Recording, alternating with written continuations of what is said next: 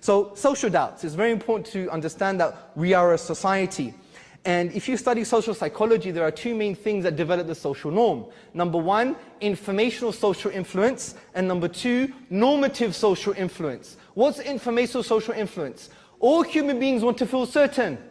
Now, if I don't feel certain about something, for example, God's existence, proof of Quran, Muhammad sallallahu alaihi wasallam, I'm going to go to my subgroup to find that certainty.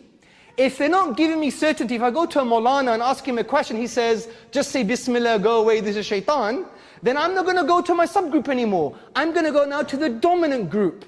And if a secular atheist culture becomes the dominant group, then there you go. That's what's going to happen. That's how human beings work from a social psychological perspective. Normative social influence is about belonging. I want to belong, right? There's no such thing as a personality on a desert island. What does chilling out on a desert island really mean? Well, you're on your own, right? What does being compassionate really mean on a desert island? You have to relate to something. As the famous wise sage Bruce Lee said, to be is to be related. We know ourselves through our relationships, right?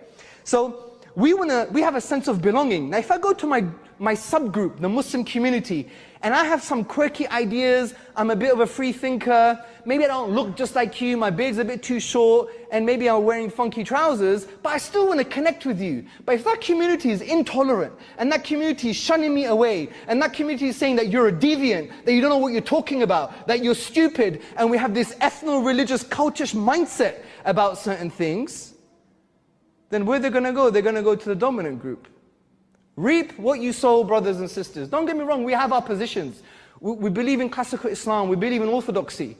But we have to know how to apply that in the 21st century with all of these differences, so we bring people closer to Allah, not to push them away.